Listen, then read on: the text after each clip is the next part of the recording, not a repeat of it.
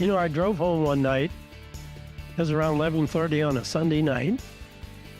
And I said, you know what? I've been doing this, and I'm tired of doing it. And I felt the program was slipping. I just felt, hey, you know what? It's time for a younger guy. People said, did I miss football? I was busy and I didn't miss it. No, I missed Saturday. I'd go to the game and, I'd just sit up there and kind of wish I was going to do this or that. But I didn't miss all day Sunday.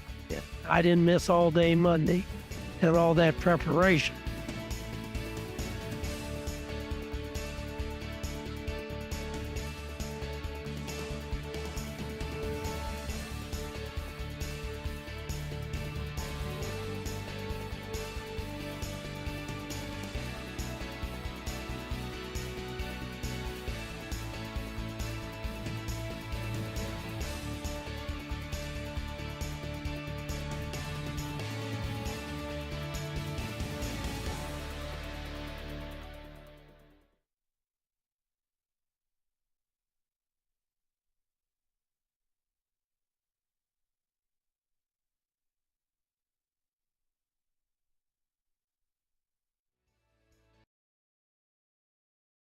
Five, three. Red 57! Red 57! Hot, hot! I don't believe what I just saw! Bill McKenzie kicks a 38-yard field goal on the final play of the football game. 5 seconds left in the game. Do you believe in miracles? Yes! It is a great night to be a Mountaineer wherever you may be. From the home of the state's land grant institution, inside the Health Plan Studios, in the Dale B. Miller Building in Morgantown, it's time for the state's most listened to sports talk show. This is the CityNet Statewide Sportsline. CityNet, cybersecurity experts for the digital age. And now, across the state of West Virginia and beyond, Sportsline is on the air. All right, we're off and rolling on this Sunday night. Welcome in to our MetroNews Radio and Television Network studios in downtown Morgantown. It's the 3rd day of May, 2026. Sunday Night Sportsline is on the air across the state of West Virginia. Travis Jones, along with the good coach, Greg Hunter, is alongside until 8 o'clock. Actually got a busy show tonight for the first night of May. Lots going on. Mountaineer baseball team just minting their 31st victory of the season. Break out the brooms as West Virginia, a nice 3-game sweep of the Kansas State Wildcats over at the ballpark earlier today. Mountaineers winning today 13-6 after a 7-0 victory on Friday, 9-1 on Saturday.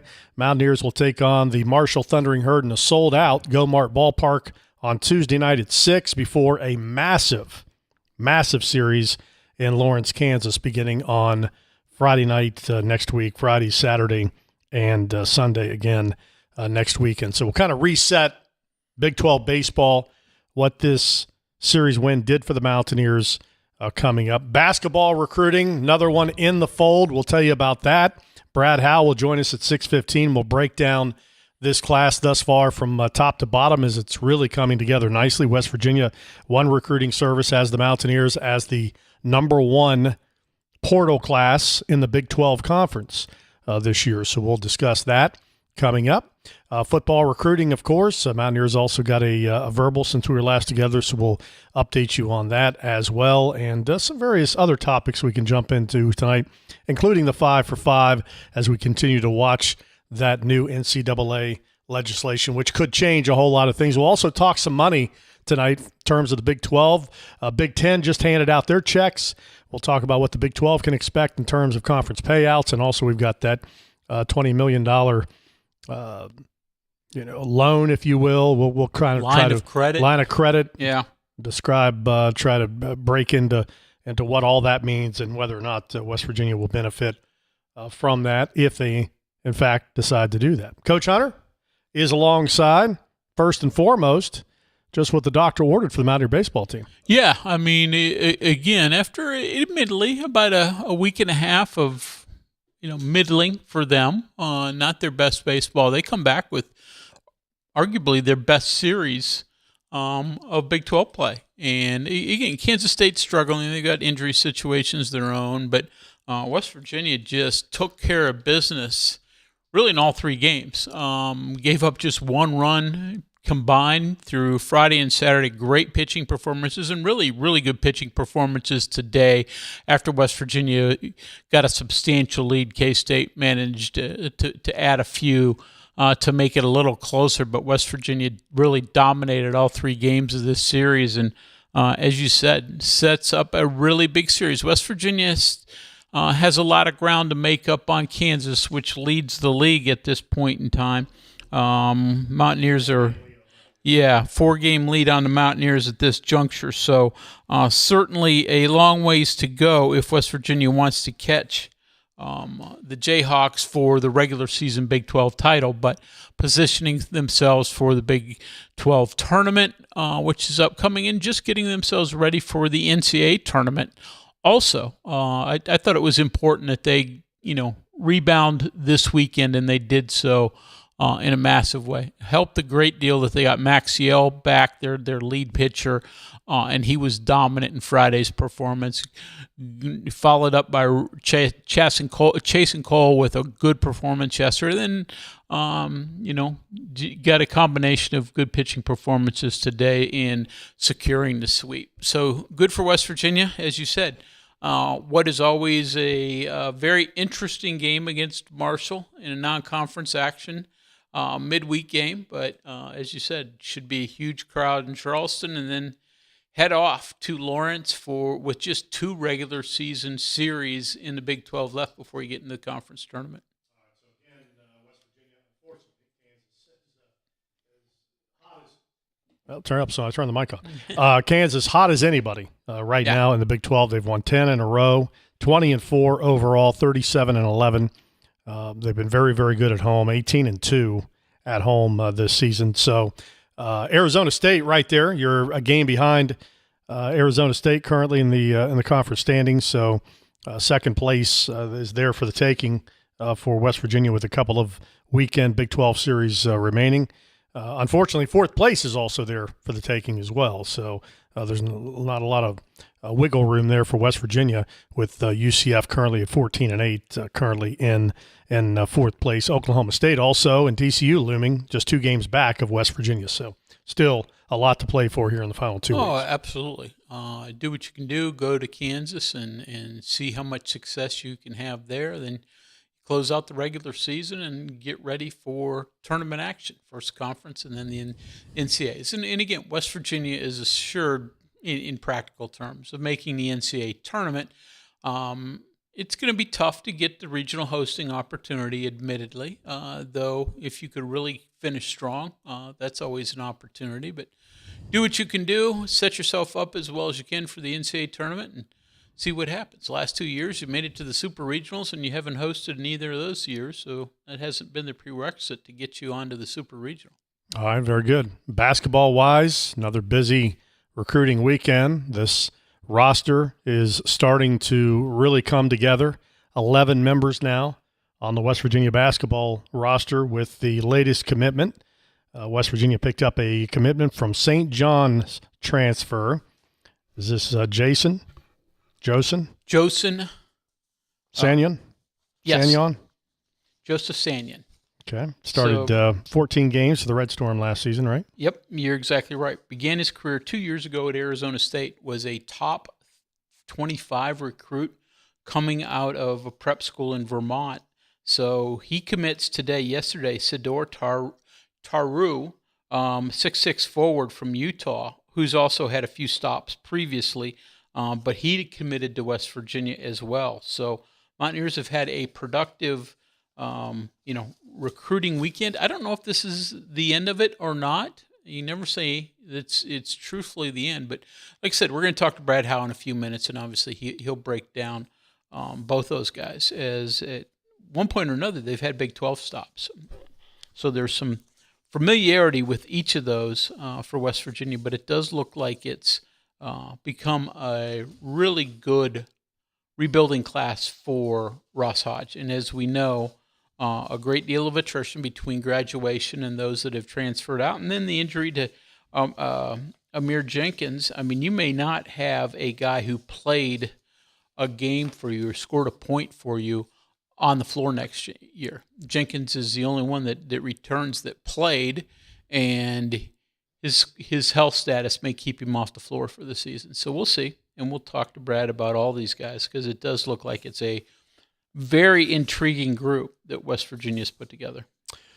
All right, so just a couple numbers on Sanyon, the St. John's product by way of Fall River, Massachusetts. Averaged 8 points, 2.4 rebounds per game. Most of his scoring came from beyond the arc.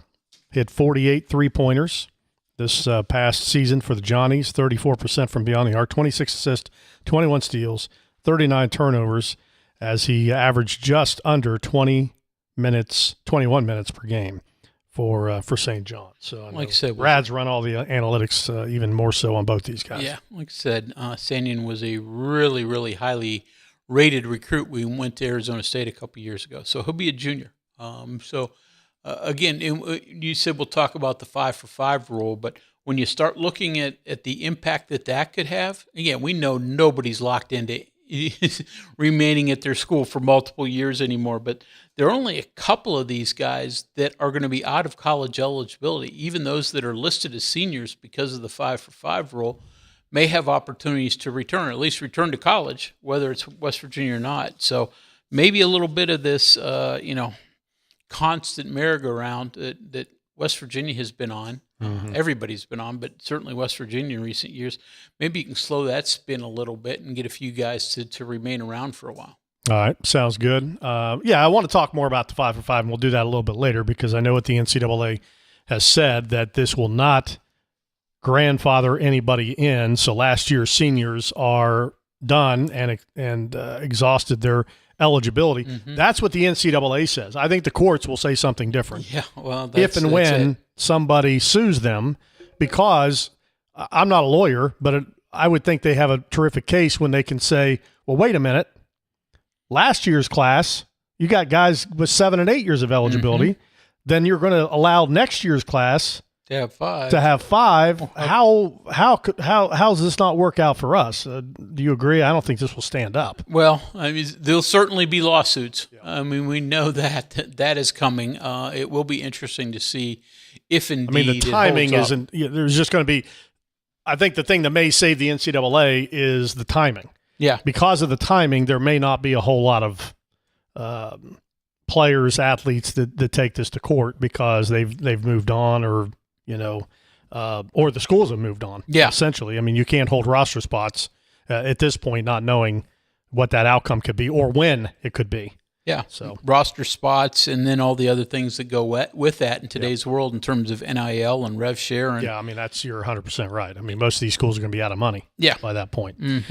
All right, 6:18. We'll take a break. When we come back, Brad will join us. We'll talk about the two young Mountaineers picked up this weekend. And again, is this roster starting to really move into shape, perhaps complete, perhaps not? We'll talk about it with Brad when we return. Some relationships just work better with trust, reliability, and great communication. That's why more West Virginians are choosing CityNet Gig Fiber. Fast, symmetrical speeds, no contracts, no data caps, and local teams monitoring the network around the clock. Plus, for a limited time, new residential customers can get 50% off any internet plan for a full year, with plans starting as low as $25 a month. Check availability at your address. Visit citynet.net today. CityNet connects, protects, and perfects. At WVU Medicine, our nationally recognized Heart and Vascular Institute is focused on keeping your heart strong. Our experts bring world-class care close to home, using the most advanced technology. Because in medicine, the best heart is one that beats for life. And it takes the best in heart care to protect it. WVU Heart and Vascular Institute, West Virginia's leader in heart care. For more information, visit wvumedicine.org/heart. Live from the Health Plan Studios, the CityNet statewide Sportsline returns in 2 minutes on MetroNews, the voice of West Virginia. Sunshine, open roads, and a new Toyota from Dan Calva Toyota World. Lease an all-new Camry for as low as $398 a month. All new Tundras now up to $8,000 off. All new Tacomas now up to $4,500 off or lease as low as $399 a month. $7,500 off the new BZ or 0% financing for 72 months. We've got a Toyota for you at Dan Cava Toyota World in Fairmont. Shop the world. You know CityNet is West Virginia's leading technology company. Whether we're managing IT infrastructures, protecting the critical data and networks of our region's businesses, or providing fiber broadband, TV, and phone services, we are your go-to experts. We're also a strong partner in the communities in which we serve. CityNet, your trusted technology partner. Learn more about us, visit citynet.net. Looking for a show that talks about everything? You found it. By the way, I'm really happy to talk about this as opposed to Ryan's opinion that being a sports fan is a bad thing. He said that it kept him from being stressed about it, not that it was a bad thing, that they didn't have the stress. And, I mean, I've seen you pace. Yeah, you're only 30 and you look like that. So true. Join Dave Weekly and Coop weekdays for Hotline on MetroNews Television.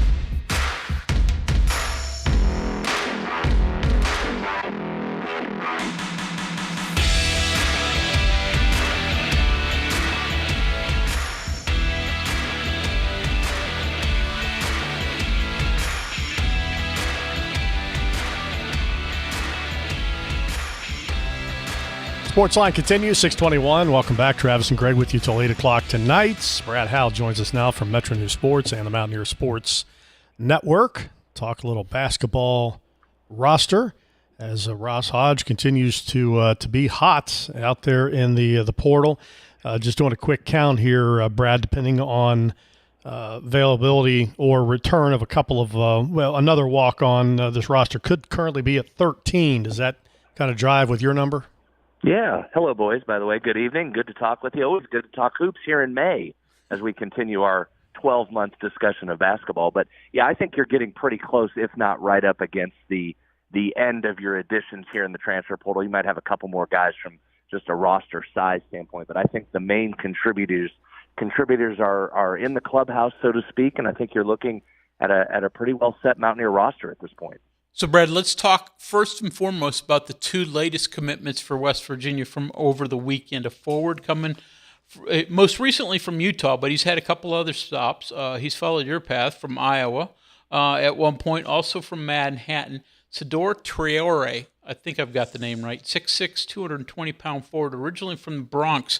Unfortunately for the Mountaineers, they're familiar with him because he led the Utes to a big upset in the Coliseum this past week with a game-high 17 points as he hit 3 of 4 three-pointers. But what do you remember of him? What do your annex show you about him?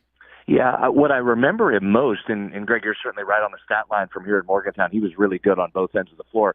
But what I remember specifically about him is during the broadcast, I made a comment that I thought he did about as good a job as anybody I saw all year in staying in front of and with Honor Huff. And that's what really stuck out to me when I first heard West Virginia was pursuing Traore. That's what jumped out to me. And guys, there weren't many people that could stay in front of Honor Huff this year. There were some teams that did a decent job of holding him in check, but individually, I thought Traore was the best in the Big 12, and certainly nobody in the non-conference can come close. But I thought Traore did as good a job on him as anybody. And what struck me at the time was Traore's size in being able to do that. So, yeah, you're talking about a 6'5", listed at 6'6" guy that was able to stick with one of the quickest and fastest players in Division I college basketball. So I think that's the important part of the addition here with Traore is that gives you a swing type of defender that can match up with big guards on the perimeter, can also go up and take a 6'8", 6'9" wing that we see so many of in the Big 12. So I think you've got some real defensive versatility with him, and that gives you a perimeter defender. And guys, as you start to play this out, so take Traore, and let's just assume he becomes or is the best perimeter defender. Now you're sticking a 6'10", 6'11" shot blocker in Mo Silla behind him. That really changes this defensively. And guys, that's a defensive team from last year that was top 20 nationally. It was elite without an elite shot blocker. I've talked for a year how great Harlan Obioha was in this defensive scheme and his ability to stop the pick and roll and then be able to get back against his guy. Well, Sila can do that as well, and then add in, he's an eraser. He can come from the weak side and block shots. So now you have your perimeter lockdown defender, and you have a guy protecting the rim. I think this defense has a chance again to be really good next season. I think that's what Traore can anchor for you. So he brings a little bit. He's a guy who can hit some outside shots, but as you said, defensively, hopefully he's as good as he was in Morgantown. Then the other latest commitment for the Mountaineers, Josan Sanan. Sannon. Yep. Okay, Sannon, 6'5", at least listed as. He's going to be a junior. He's originally from Fall River, Massachusetts. Spent his first year at at Arizona State, then St. John's. At one point, coming out of high school, he was the top 25 recruit in the country. So this kid was highly, highly regarded. His numbers to this point have been good, but maybe not quite living up to that level. Really talented recruit here, and guys, I think this is a big-time get for West Virginia for a couple of reasons, and we'll dive into it. I think this is a talented offensive playmaker, and I'll get into some of the numbers there, but you mentioned what stands out the most. There's another top 25 national recruit that West Virginia adds to its roster. Guys, that's 3 of them. If you count the last 2 recruiting classes, that's 3 total players for West Virginia that clock in the top 25. So I know the transfer portal has a lot of problems. I know the NIL world has a lot of issues. But I'll say again, if you want to look at the other side of it, this is one of the benefits. West Virginia is able to go out and get a current top 20 player and 2 guys just 2 years ago that were in the top 25. And so I think the upside here for Sannon is truly something to be excited about if you're a Mountaineer fan. A guy that can do everything offensively. He can get to the basket. He can finish through contact. He was one of the best tough shot makers and late shot clock makers in the country as a freshman at Arizona State. He's also, guys, and I think this is going to be important, he's the second addition to this roster that is 50% plus from 3 on unguarded catch and shoots. He and Finley Bizjack, you've got a couple guys that can really shoot it when the defense isn't there.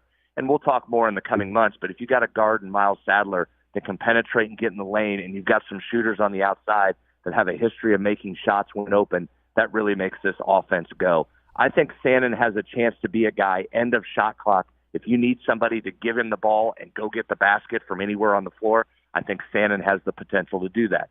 The other thing I like, guys, and he had a rough year last year at St. John's. There's no way around that. He certainly excelled at Arizona State as a freshman, looked like his numbers-wise took a step backwards last year at St. John's. I actually kind of like that in this situation. One, it allows you to go out and get him, number one. But number 2, he's reunited with Yusuf Ali, who he was with his freshman year at Arizona State. So you have 2 players now in Mo Silla and Josan Sannon that fully expected to be one and done in college and get to the next level. Both need to prove something, and I think that's a good spot to be in when you've got a proven staff with Ross Hodge and his group getting the most out of guys and doing a great job in development with 2 players that have the talent and the skill set that the NBA was attracted to, but that were coming off years in which they need to prove themselves. I think that's massive. I also think in Sannon's case, the fact that he spent a year with Rick Pitino, and we all know how hard Pitino coaches, I think he arrives here and the Ross Hodge coaching style won't shock him a bit. He'll be used to hard coaching and people telling you the truth and getting after you a little bit. So I think this has the potential. If he comes in and buys in and wants to bounce back for a season, I think the upside and the runway for him to be really good, I think the potential is right there. Let me just ask you, if in fact this roster is complete or 95% complete, Brad, what are your concerns that maybe weren't addressed recruiting-wise in this offseason or potential weaknesses? Yeah, I think the only thing would be, and I'm certainly nitpicking because I think they did a wonderful job of adding almost every piece you need in, and you start with what could be an elite point guard and certainly what could be an elite center, and then that other talent around him. I think the only thing, if I'm nitpicking, is your additional size at take like the 4 position. Let's assume Javon Buchanan is your guy there that's listed at 6'7", assuming he gets his waiver. So that's fine, 6'7". Then you've got big guards. You've got a couple guys at 6'5" and 6'4" that can be at the guard. Traore at 6'6" or 6'7" can swing in the positions. But that's maybe the only thing you're missing. That 6'9" Brennan Lorient that's a super athlete that you love to have in this league. But that's the only thing, guys, and that's a little bit of a nitpicking. So maybe you ask your guards to have to rebound a little more, and Bizjack and Fannin and Traore are going to have to get on the glass and help you there. But that's really the only thing I can see that you'd say if all worlds were equal and we could have grandfathered in the players this year to a 5th year and you bring Brennan Lorient back to this team, that's really the only thing. Other than that, I think they did a great job of addressing what they needed to in terms of ability to score the basketball and guys that can get their own shots. You have a couple of them. You've got a potentially dominant center, and you have a potential franchise player at the point. So I think they hit a home run. Maybe what keeps it from a grand slam is you don't have a 6'9" guy in there. But again, I'm nitpicking at that point. So I know you yell at me, and you can do so tonight or tomorrow. Now, don't ask me about how many years all these guys have left. That's where I'm going. I know. Only one of these players, if the 5-for-5 rule goes into effect, okay, and we know it's not going to be grandfathered in by the NCAA, but who knows what the courts will do. There's only one player coming to West Virginia who will have exhausted their 5-for-5 eligibility this coming season, and that's Javon Buchanan.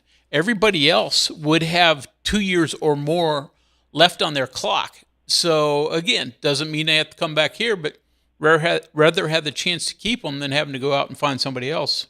I know where you're going with that, and I know we always joke about that. I think here's how I approach that now moving forward. I think take Fannin and Silla first and foremost. I think if they have the kind of year that we all want them to have and that they need to have, they're probably gone to the next level next year. So there's a couple of guys. If they're back next year, maybe that means they just didn't have as good a year this year as we would have hoped. So we'll see where that goes. Miles Sadler, I'm just going to try and enjoy him for a year. Who knows where he ends up in a second year again, as a kid as talented as that. And from there, let's just see. Now, I do think there's some interest in a guy like a Keontae Graybear who has a ton of talent and can really score it, but I don't know how many minutes are available for a guy like him this year coming from the high school ranks. But is that the type of guy with some eligibility left? If he doesn't play a ton this year, is that a guy you can go in and say, all right, you've been a year in the system, you see what this is about, you see what our recruiting classes are like, we'd love to have you be a key part of this moving forward. And Amadou Sini, how much he's going to play. And I think he has to get some minutes next year just because of what I just said about roster construction. He changes the size significantly when you put a 7'1" dude out there. You move Silla to a 4 or just give him a break that gets a big dude in the lineup. Is that a guy that potentially in year 2, if you see enough out of him, could you bring him back? So, yeah, I think the possibilities exist, but I also think, guys, we've seen in this world that, like we just saw with DJ Thomas, once you start playing these freshmen or these guys are playing and they produce, then one, the price just gets out of control and you can't match it or don't want to match it, or two, at this point with some of West Virginia's recruits, they might just be on to the next level next year. Yeah. Well, I mean, the old days of, well, we'll sit him down and redshirt him this year and let him develop, those are likely over if this rule goes into effect. Redshirts will no longer be available. So, even the guys that are sort of lower end of the roster could potentially get some minutes here and there. Yeah, I agree with you. And it's a long season, right? So you're going to want to pace some of these guys. So, yeah, I think I know there's been some redshirting, but I think anymore, if coaches think you can help them, you're going to be in this lineup, except for very few cases. Evans Barnings was one last year that came in, and you knew you were going to redshirt him moving forward. But other than that, yeah, you're in the lineup, and you play, and you get your minutes where you can. And then I think we just look at it at the end of the season, and we see what has developed, and that kind of determines what it looks like for next year. But I can buy your theory there. You'd rather have an opportunity to keep people than not, guys with eligibility. But at this point, just amass the talent you can amass and go try and win games and then cross next year's bridge when you get to it. One thing I do like, and again, each team's different. Each group of young guys are different. But I thought that Hodge and his staff did an excellent job this year alleviating one of the concerns when you do this every year, and it seems like, unfortunately, you're going to do it more often than not. rebuilding the roster, and that's getting camaraderie and fluidity and getting these guys to play together. And I think maybe the NCAA schedules it's set up now with a little more flexibility, lends to that happening. But, we'd be sitting here making that same point. Well, this thing's got to meld, and, these guys have to be able to play together. And, I thought that last year they did a very good job of making those guys, like each other, essentially. Yeah, I agree, Travis, and I said it prior to the point of everybody's listening probably says, oh, geez, don't go down this road again, quit saying it. But I was with those guys nearly every day for the entire season, and literally up until the final moment out in Las Vegas in the Crown, I didn't see one bit of drama out of those guys last year. They did get along, and some of that, or maybe a lot of that, it's two-pronged. One, the coaching staff fosters that, and I think this staff did as good a job as any I've been around. I'm at 3 different Division I universities, and I thought this group did as good a job of culture building as you can do, and camaraderie, and having everybody in the room and talk. And I know that sounds cliche, but it's hard to do at this level as guys get distracted by other things. So the staff is very good, Travis. I agree with your sentiment there. 2, and Ross would tell you this, it also starts with recruiting that type of character. And one guy we didn't talk about tonight, Somerville, that's coming in for Florida State. I talked to somebody close to their program, and the first thing they said to me about that kid, not about his ability, not his ability to play defense, not his shooting ability, the first thing they said was, you will notice right away he walks into the room and says hello to every single person, goes up to every person in the room before he goes about his business. That really struck me because that's a big Ross Hodge-ism. These guys on this team, that's what he likes them to do. Walk in the room, and when you're at breakfast, you go around the table and give a fist bump and a good morning to everybody that's in there. And again, maybe that sounds kind of corny, but I think that goes a long way to building and fostering that good feeling and that camaraderie and that culture. And the fact that they have a kid that's coming in from Florida State that they'll expect to contribute right away, and that's the leading characteristic, I think that's what you're talking about when you try and recruit these guys, and it comes from their character first, then you build out from there. You mentioned a guy there at the beginning, and we know in today's world, resources are king above everything when it comes to recruiting. And, sometimes it's going to be who can give you the biggest paycheck. Let's be honest about that. But Yusuf Ali's, addition to this staff last year, every recruit seemingly has a tie to him in some way, shape, or form. There's still some of the old-fashioned, personnel recruiting that has to take place. Welcome to life lesson number 1 for everybody, right? Yeah. Contacts matter and relationships matter. And yeah, I think Yusuf's proving that. He's been invaluable for this particular recruiting class, and I think will continue to be as long as he's at West Virginia.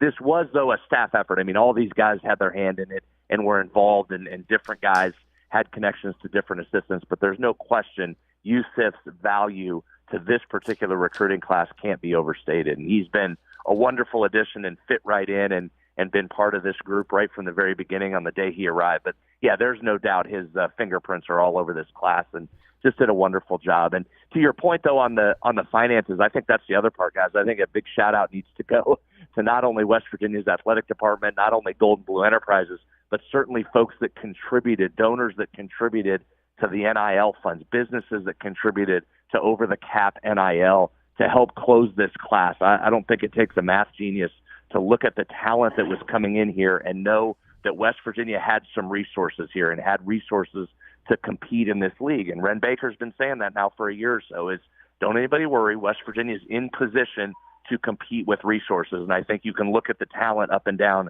this class and see that that's absolutely true. Does anybody want to take a guess on how much was spent here? Go ahead. I'm going to say in the $10 million range. Yeah, you might be a little high, but it's listen. What's amazing is this number went from a 4.5 to 6.5 to 10 to 12 to some spending 15 pretty quickly. So I don't have an exact number. I truly don't know the answer to that, but I just would say that you can look across the Big 12 and West Virginia is positioned in a really good spot, and I think just that's evident by who's coming in. Well, I know you guys got the Mountaineer Athletic Club Caravan this starting this coming week. Yeah, big town of Parkersburg tomorrow. Yeah, I'm sure Ross will be glowing pretty heavily as he's got so much good news as you guys go through all these stops. Yeah, well, he should be. It's been a really good first year, and just in a lot of ways. Again, we've mentioned it, the 21 wins, the most since 2020, to back it up with the Crown Championship and leave with a good feeling for all those guys and the fans. And then you back it up with now what's one of the best recruiting classes in the country. It's been a great first year. And, oh, by the way, never mind, the best part is he's coming back for a year two. Yeah. That's the part. We can't forget that, given how tumultuous it's been over the last 4 years and all the different guys in and out. The fact that this group returns for a second year is definitely a push in the right direction. And, guys, I think the other part, just the larger part, and we'll see where wins go for both football and basketball. There's a lot of room between how does it look on paper, and we get all excited talking about this every night, and then how does it translate into wins and who can stay healthy. And we know there's all those variables. But I think what it reminds me of, again, in football and basketball, just how hard it is in year one to have the time and the resources to get the guys you want to get that fit. And that's a really tough job. And I talked about how I thought Ross and this staff did a great job of that in year one, but I think you can see how the talent has been upgraded in year two, where you've had time. You've had a year. And I think Rich is an example of that as well, where those guys had a full year to evaluate and reach out to agents and start conversations and be ahead of the game a little bit. And I think this is another glaring example of just how hard it is in year one and the advantage you have going into year two and beyond. Yeah, it helps to have a year two. You know, no doubt. As you said, unfortunately, in recent times, West Virginia hasn't always had a year two with a coach, and I guess let's wait until next October, November until we really get into that. But all indications are there will be a year two. Agree.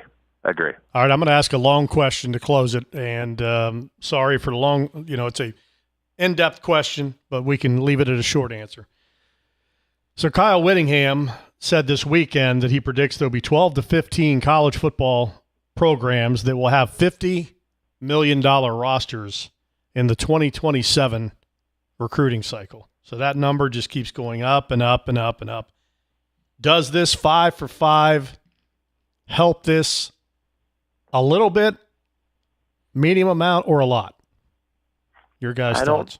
I don't know that it changes it at all, does it?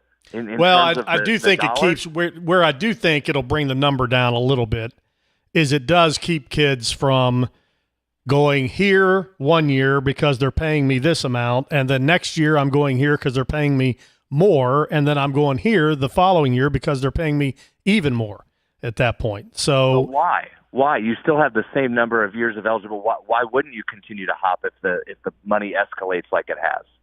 Yeah, I mean, I agree with you because I know that in President Trump's initial thoughts that he said in that executive order, I don't even know if he's put that out, but anyways, that there was going to be only one transfer. Right. But I haven't seen that in the NCAA rule. Yeah, that's what I'm saying, guys. Yeah. The executive order doesn't mean anything. No. I mean, that means absolutely nothing other than talking points for shows like ours. Yeah. That doesn't mean anything. The rule that's on the table, unless I've missed something, I didn't see anywhere where it included a transfer restriction, and I think that's where they're partly worried about the lawsuits there. So, Trav, I think until something like that is put in place, I don't know what would slow down the movement year to year. And I think the more concerning part of all of this, if you're administrators, if you're coaches, if you're around college athletics, is just the massive escalation and how fast those numbers jumped. You saw the report from Evan Miyakawa this past year that his numbers telling the basketball portal numbers jumped 65% to 70% in year-over-year market in terms of how much it went up. And if Whittingham is right, I mean, he's right in it. I don't have any reason to doubt what he's saying. If $50 million football rosters are coming, it wasn't that long ago, Ohio State was at 20 and we were all mouth agape at that. And so look how fast that's moved. So to me, unless there is some transfer restriction, I don't know, Trav, that it slows it down at all at this point. Yeah, good point. Yeah, and again, I knew the NCAA did not have that in there. I was kind of combining the two. I don't know what will happen with the executive order that kind of made headlines and then went away. So time will tell. Time will tell. That's quickly upon us. But again, to your point, it's something you and I followed closely, Brad, about this was, what was it going to do to affect this year's current seniors? And now we know that they are not grandfathered in, although, again, as Greg alluded to and we talked about in the opening segment a little bit, I'll be curious to see if and when. I think it'll be more of a when than an if. Somebody tries to challenge that, at least at one of the levels, to see if they can get their eligibility back. Yeah, I tend to agree with you. And in our conversations offline, we talked that was probably a long shot that they were going to try and loop in current guys. And it was just as fast as the NCAA is moving on this, and this is as quickly as I've seen them move in a long time on any issue, it was probably too much to ask to grandfather in. But I'm with you. We've seen lawsuits and challenges every step of the way. So I echo your sentiments there. I think you will see multiple lawsuits once this is enacted. Sounds good. All right, Brad. Appreciate it, buddy. Okay, thanks, guys. Okay, talk to you soon. There's Brad Howell, Metro News Sports, 15 till the top. We'll take a break. Text, phone calls coming up next. We are there for you, to care for you at the health plan. We are here for you. For over 4 decades, we've been rooted deep inside West Virginia. Through thick and thin, supporting local families and businesses. Proudly serving your neighborhood since 1979. Your trusted partner in the community. The health plan, we are here for you. I'm Sergeant R.A. Marsh. And this is Trooper Goodman with the West Virginia State Police. When working traffic across West Virginia, responding to crashes involving death or injury is the toughest part of our job. Around here, we're experts at survival, so we know the importance of buckling up. When you don't buckle up, you increase your risk of dying in a crash. Why do we enforce seatbelt laws? It's not about writing tickets, it's about saving lives. Come on, West Virginia, we can do this. Please, always buckle up. A message from the West Virginia Governor's Highway Safety Program. Live from the Health Plan Studios, the CityNet statewide Sportsline returns in 2 minutes on MetroNews, the voice of West Virginia. Nasal obstruction, stuffiness, blockage. Is it allergy? Is it sinus? A lot of times it may be both. The Delview Medicine Sinus and Allergy Center is a clinic where we house all specialties that take care of allergies and sinuses together. You name it, we have it. It's one-stop shopping. Anything ENT that needs done for the citizens of West Virginia, we can provide that care. Longer days, warmer drives, and better deals at Dan Cava GMC. Hit the road in one of our new luxury GMC Acadias. All this and more at Dan Cava GMC in Bridgeport. Shop the road. Download Metro News Television on your iPhone or Android. Search Metro News Television in your app store. Create an account today to get alerts and watch all live and archived content. Download now. In 1914, the same year the first commercial flight soared and the Panama Canal opened, Greer Industries was born. Herbert and Agnes Greer began in Morgantown, West Virginia, striking the first pick into the limestone formation that would become the backbone of one of the state's great industrial legacies. From the roads we drive on, the buildings we build, and the communities we serve, Greer Industries has been delivering quality for decades. At Greer Industries, we've been improving lives for more than a century.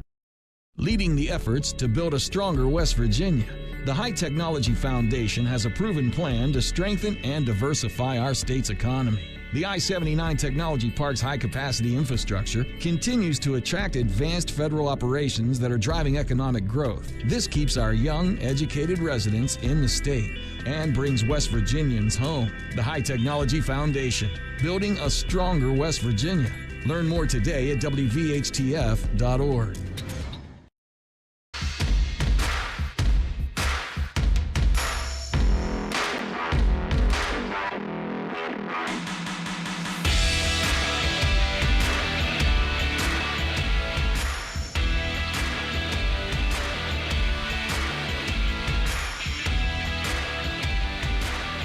All right, 48 past the hour. Welcome back.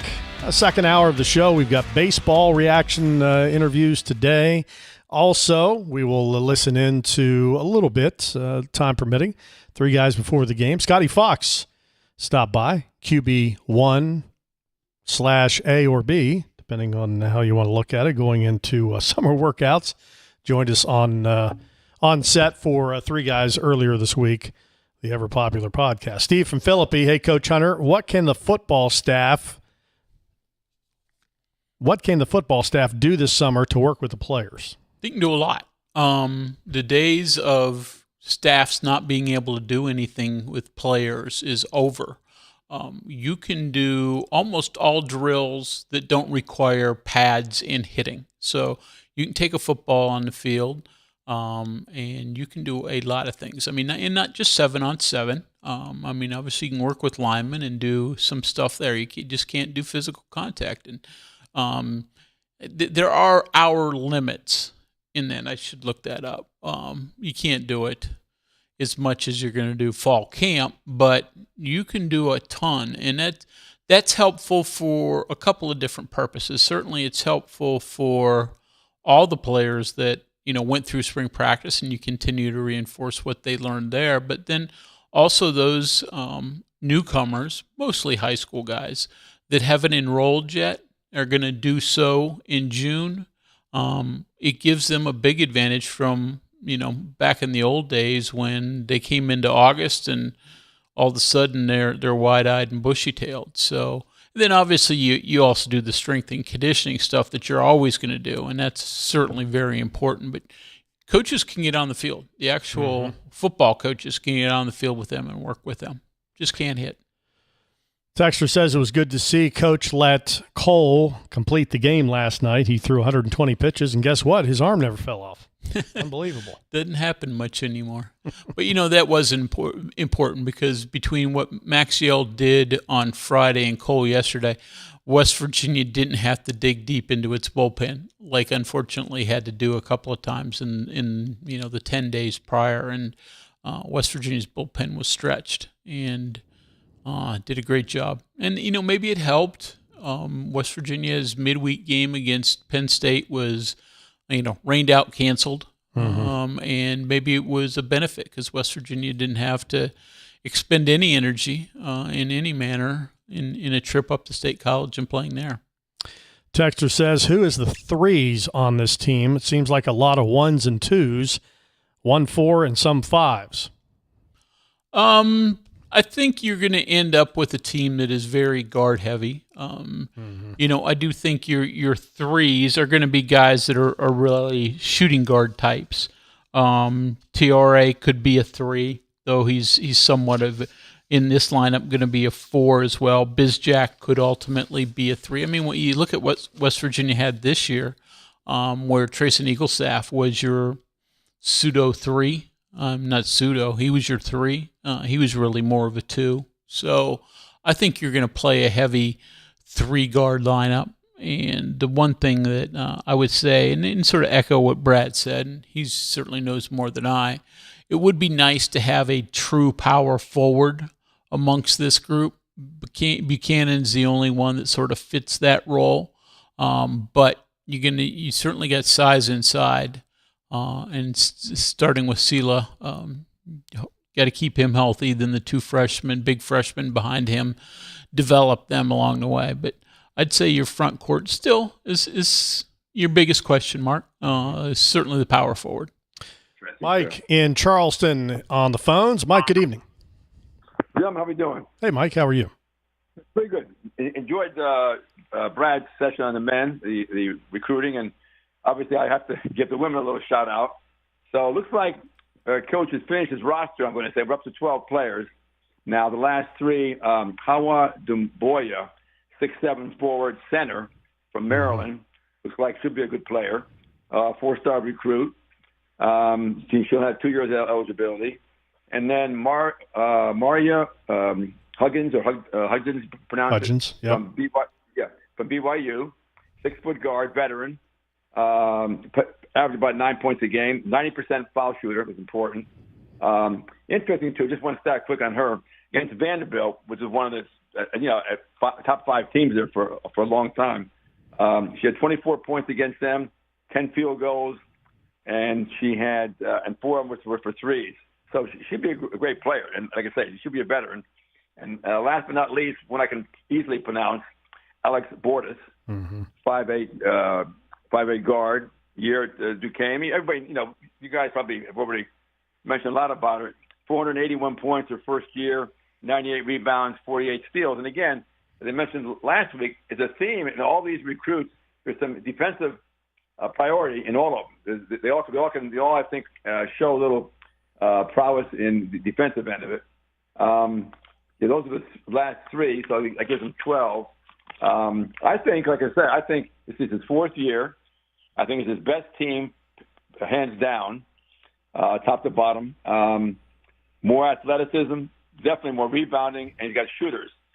I think he's going to. I mean, you only have one basketball. That's the only downside I see about this. Jokingly, of course, because you got a lot of shooters, and I think minutes will be a priority. To see how he does with that. He'll have, like I say, he'll have 12 players, and if rules don't change, he'll have 6 seniors that will go after this year. So I think it's going to be a strong team.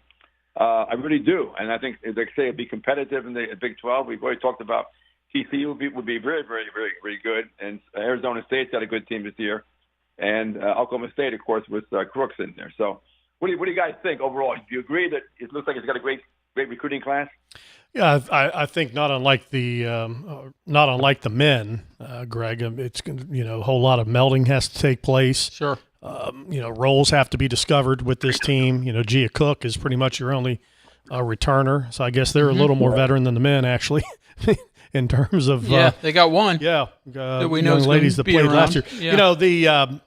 Looking through their roster, the thing that jumps out at you is the fact that this is kind of telling of today's world.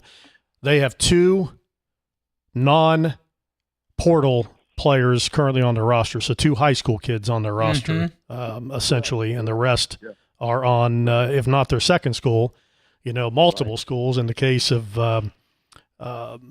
Iowa, who he just mentioned from the Bronx, this will be her 4th Division I school. You get a few that have had multiple stops along the way, but that's today's world. I guess my biggest worry is, I think this has got a chance to be a really good team, and you look at their offensive opportunities, and boy, it could be really good, but these recent teams have been so good defensively. And there's no reason that they can't be decent defensively, but let's face it, you lost J.J. Quinterly and Jordan Harrison in each of the last 2 years. I don't know if you have anybody that's of that caliber defensively. You probably don't, just because those are generational type players. But everything else, I think, is very positive. Let's just see what they can do within his system and within his defense. Yeah, they may have to win up scoring everybody. Which is saying. Yeah. Right? Yeah.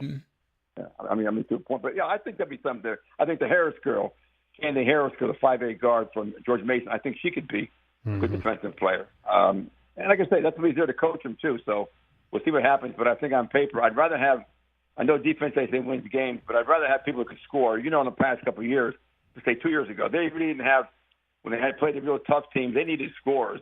And usually they had 2, maybe 2.5. Last year, they improved a little bit. This year, I think it's even more so. So we'll see. We'll see. But I'm very optimistic. Yeah.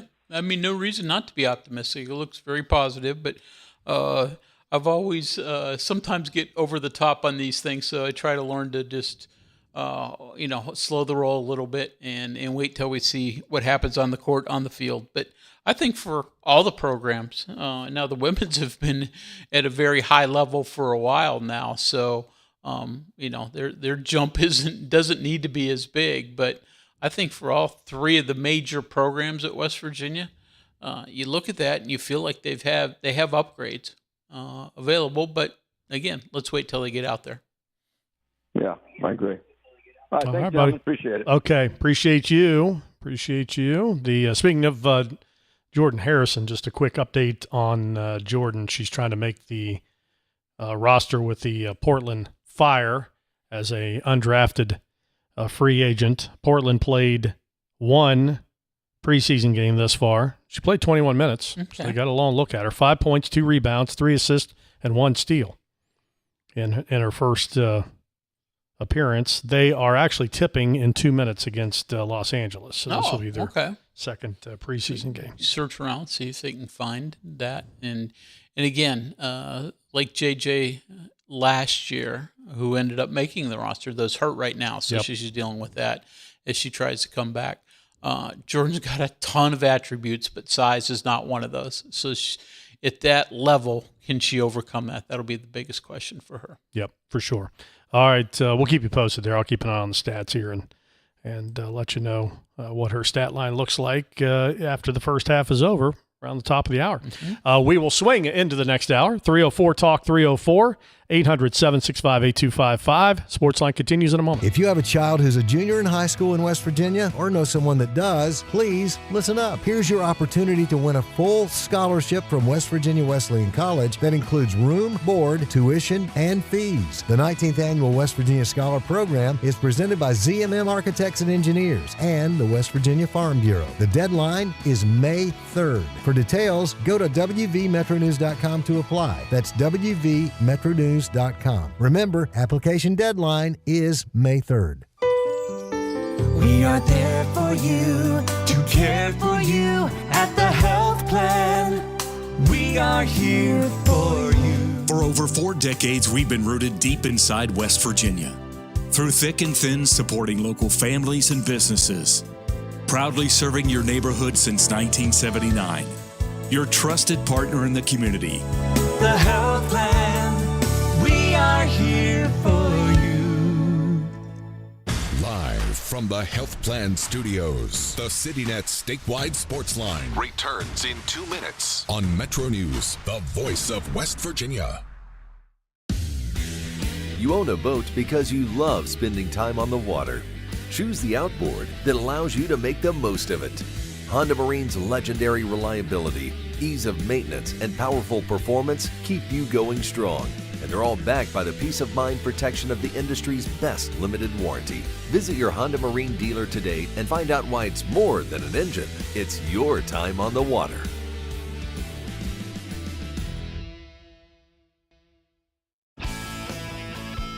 What do you know about hot dogs? Because we've been all about hot dogs this week. I love hot dogs, and I love them with Miracle Whip. Oh, God, I forgot. Never mind. I forgot And about onions. this. Okay. I actually, yesterday morning, I had a hot dog for breakfast at 6:45 with onions and Miracle Whip. And with that, we'll be back right after this. Join Dave Allen weekdays for midday on Metro News Television. You know CityNet is West Virginia's leading technology company. Whether we're managing IT infrastructures, protecting the critical data and networks of our region's businesses, or providing fiber broadband, TV, and phone services, we are your go-to experts. We're also a strong partner in the communities in which we serve. CityNet, your trusted technology partner. Learn more about us, visit citynet.net. We are there for you, to care for you at the health plan.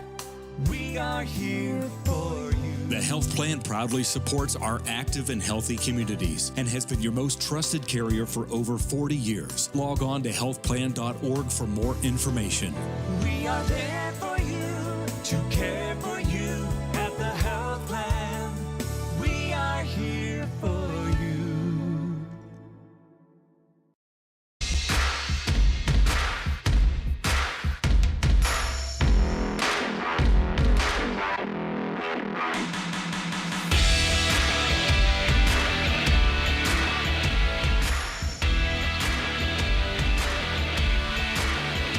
Sportsline continues, 7:03. Welcome back. Let's spend a little segment here on football before we talk Mountaineers. Big combine yesterday over at Morgantown High School. Some of the top high school football prospects in the state of West Virginia worked out yesterday. MetroNews was there. We will have a video recap. We take what was about a 4 or 5 hour event and try to condense it down into the highlights of about 30 to 45 minutes. We should have that available for you in a couple of weeks.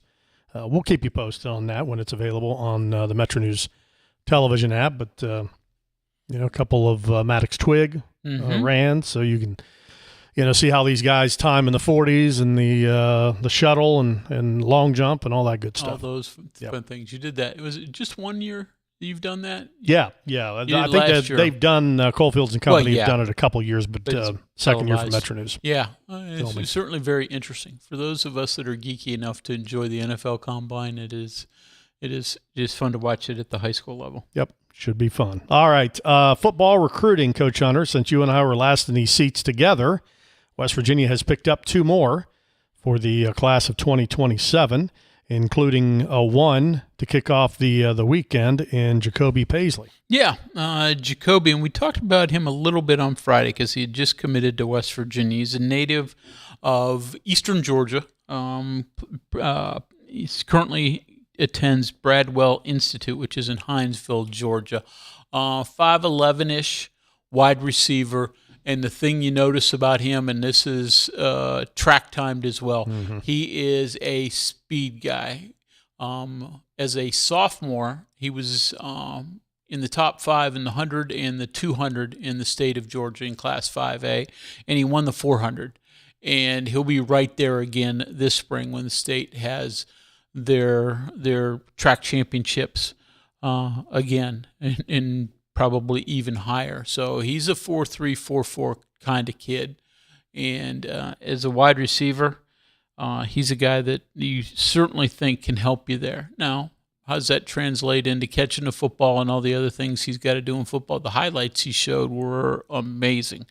Just runs away from everybody. And that's at a big level in the state of Georgia. So it's not like he's doing it against rinky-dink high schools.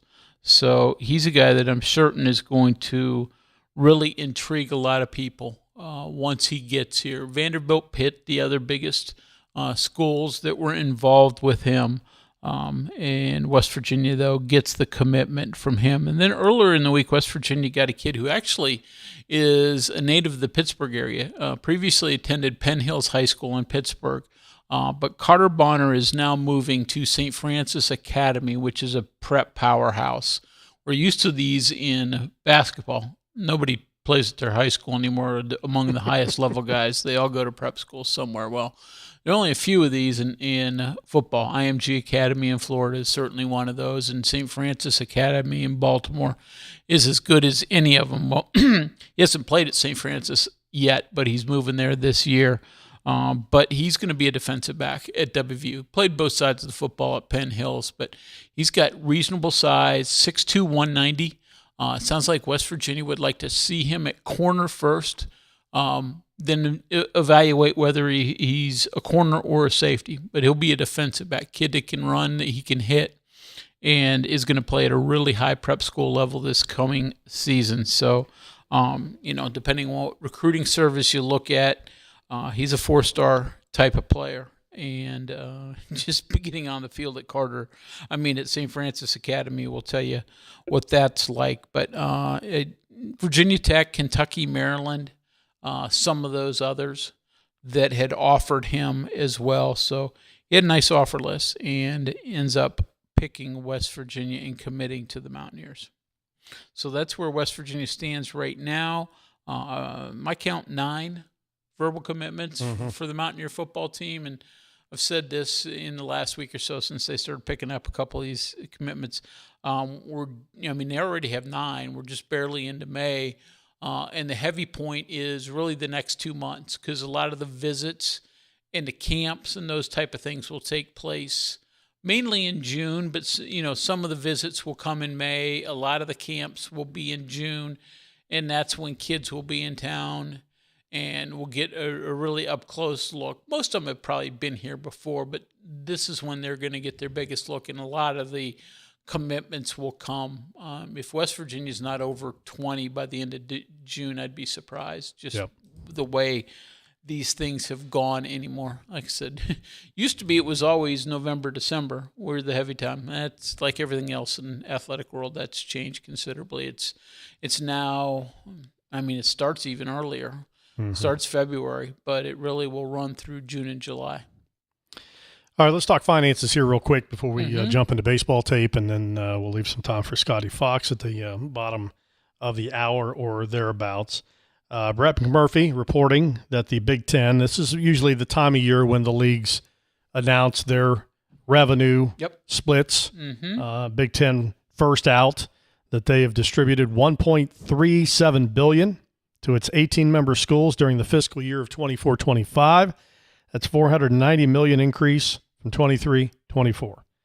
The $1.37 billion is $76 million per school, although Washington and Oregon have received reduced share after joining in 2024.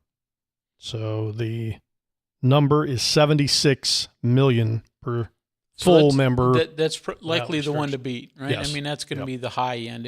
Most people, I think, believe the Big Ten will be at the top. SEC, of course, is not going to be in the poorhouse. When their distribution numbers come out, that will be very high. Big 12 and ACC, maybe half that. Still pretty good numbers, and we'll ultimately see upper 30s, low 40s. I think is probably what you would expect out of the Big 12. Mm-hmm. So West Virginia's league, which is certainly up considerably from where it was when it joined the league 12 years ago, but isn't what the biggest of the big are getting as well. But we'll see where that ultimately lands, the Big 12 schools. All right, so we'll wait for that to come in. Meanwhile, Greg, if you would, for fans, much like myself, I sometimes get busy during the week and don't, see a headline, but don't read too much into it. What is this news that the Big 12 did announce earlier this week in terms of a line of credit or something along those lines? Yeah, that's what I'd call it, is a line of credit, or the opportunity to take out a loan, really is what it is. And I'm not certain West Virginia is going to take advantage of it. I think the odds are West Virginia will not. But there's going to be $20-some million available through this equity agency. The Big 12 as a conference can take out, I believe it's $30 million. And then each of the schools can take out. So it's basically like going to the bank and getting a loan, to be quite honest with you. So this isn't quite what we'd talked about a year or so ago when you were talking about, true venture capitalists getting involved. And, this is more, all right, do you need some extra money? Here it is. You're going to pay it back, and you're going to pay it. Somebody told me 10% interest, which, I haven't looked at my mortgage, but I think that's above what you would pay on your mortgage account. So I think there are going to be some schools that'll look at that, maybe feel that they have to take it because they're struggling. But I don't think by any stretch a lot of schools are going to take it, and I would doubt West Virginia does unless you become desperate. Yeah, it's a Redbird Financial, by the way, Capital Partners. This total amount is $12.5 million capital infusion. Create more commercial revenue for the conference. The league's 16 schools will have access up to $30 million each. With a line of credit, will have to be paid back with a double-digit interest rate over time. It's unclear how many of the schools will participate. That kind of cash could help the universities boost payouts in football and men's basketball and potentially compete with the Big Ten, which has won 3 consecutive national football championships. So essentially, if you read between the lines here, if West Virginia does not do this, I'd be curious to see who does, because that's going to tell you one of two things to me. One, I think it's a red flag that they're financially and not in great shape. I agree. Or two, they're going to the bank to basically load up for a potential run at a national title in a particular sport. I think you probably got a point, though. Like I said, the fact that you got to pay it back at 10% plus interest is pretty significant, and you have to think: are you selling your soul in 2 years for what you're trying to do this year? But you see, NFL teams do it with salary cap and those type of things, knowing that they're going to have dead cap space in the future and all that. So, it is a story that we got to follow. Like you, I'm going to be interested to see who takes advantage of it, if anyone. But And I'm not going to pretend that I'm a financial guy, but my first thought is I'm not certain I'd want to take advantage of that unless I'm really, really desperate. Yeah, agreed. Yeah. I think, of the two scenarios, I think it'll tell you A instead of B. Yeah. Because, most of these schools, feel like they can do it with the money that they have currently raised and or, more organically than have to pay for it, essentially to buy a national title or a legitimate chance to win one. Texter, I get tired of hearing how great these shooters are, like Trey Eaglestaff. Too many of them, once they cross the Ohio River, can't turn around and throw a basketball back in it, says the texter. And again, they got to do it, right? Got to do it. Yeah, Trey had moments. There wasn't the consistency. But did you hear a lot about Honor Huff? Yeah. Typically, your reputation more often than not will hold. Not saying it does every time. Yep. Texter says, just want to be clear, Brad is alleging we have two NBA players in this class. Yeah, well, maybe more than that, but I think he has two that he feels could be one and done. With Sannon and Sela. All right, very good. Or at least one and done at West Virginia, because they've obviously both been in college for 1 or 2 years, depending on which one you're talking about. All right, 7:15. Sportsline continues. When we come back, Steve Sabins, what did he have to say today about the Mountaineers' sweeping of Kansas State? We'll let you hear from the skipper when we return. I'm Sergeant R.A. Marsh. And this is Trooper Goodman with the West Virginia State Police. When working traffic across West Virginia, responding to crashes involving death or injury is the toughest part of our job. Around here, we're experts at survival, so we know the importance of buckling up. When you don't buckle up, you increase your risk of dying in a crash. Why do we enforce seatbelt laws? It's not about writing tickets, it's about saving lives. Come on, West Virginia, we can do this. Please, always buckle up. A message from the West Virginia Governor's Highway Safety Program. We are there for you, to care for you at the health plan. We are here for you. For over 4 decades, we've been rooted deep inside West Virginia. Through thick and thin, supporting local families and businesses. Proudly serving your neighborhood since 1979. Your trusted partner in the community. The health plan. We are here for you. Live from the Health Plan Studios, the CityNet statewide sports line returns in 2 minutes on MetroNews, the voice of West Virginia. Longer days, warmer drives, and better deals at Dan Cava GMC. Hit the road in one of our new luxury GMC Acadias. Take your pick from our massive selection. Now up to $5,500 off select new Acadias and 3.9% for 60 months. The great deals continue with our large selection of quality pre-owned vehicles. All this and more at Dan Cava GMC in Bridgeport. Shop the world. Looking for a show that talks about everything? You found it. By the way, I'm really happy to talk about this as opposed to Ryan's opinion that being a sports fan is a bad thing. He said that it kept him from being stressed about it, not that it was a bad thing. They didn't have the stress. And, I've seen you pace. Yeah, you're only 30 and you look like that. So true. So Join Dave Weekly and Coop weekdays for Hotline on MetroNews Television.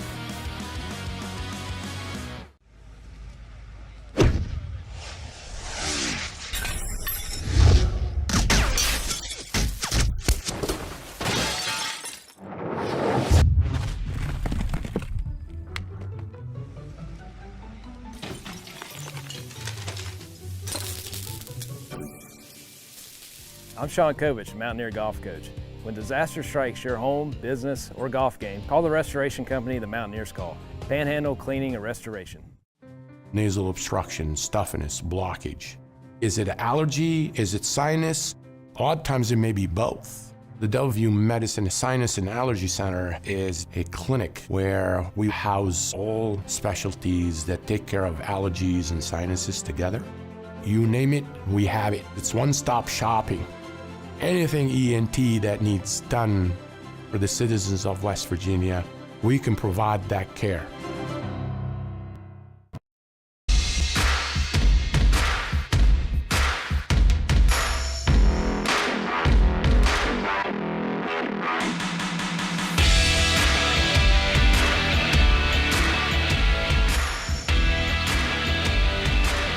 All right, 7:19, Sportsline continues. Texter Luke and Hurricane. Guys, are they still hoping to sign the other player, a 5-star player? I think his name is Paul. You're speaking of the center, Paul, and again, we've not gotten the... he's from Bella Vista. Yeah. Quick answer, he's a junior who is planning on staying in high school. Some kids reclassify, but latest report, he's going to stay with his class for one more year. West Virginia heavily involved in his recruitment, but it won't be for this year. Yep. He's got another one that has a good relationship with Yusuf Ali. Because he's from Canada as well. Arkansas, Houston, Kentucky, North Carolina also heavily involved in him. But, again, so that would be next year, not this year. All right, Steve Sabins, very, very pleased, as you can imagine, with the weekend sweep. Good series overall. I thought it was probably our cleanest series from a pitching, defense, offense, energy standpoint. Had tremendous pitching performances throughout the entire week and executed offense at a high level and got clutch hits and a lot of 2-strike and 2-out hits. Players played well and brought good energy the whole weekend. Can you start the job you guys did against Deep Kennedy? I mean, he's been one of the very best in the league. Yeah, I think he was held without a hit this weekend. He's just an elite hitter with elite bat speed, and that's the ups and downs of baseball. I think we should probably take some credit from a pitching standpoint, and Coach Oney and Coach Riley game plan as much as anybody, and our pitchers are prepared and gave us a chance to be successful. But also that happens in baseball too, so I don't want to take too much credit just because he's such a great hitter, and that's kind of the ups and downs of baseball. But I thought we were able to keep him off balance and made some really big pitches with 2 strikes, and that guy doesn't swing and miss a ton, and I thought our pitchers just executed really, really well, and to be able to neutralize that guy's basically the series. That's the big circle, star, don't let beat you, don't walk away at the end of the game saying D. Kennedy beat you kind of guy. What does this do for your confidence, not only for the Marshall game, but going into a series against Kansas?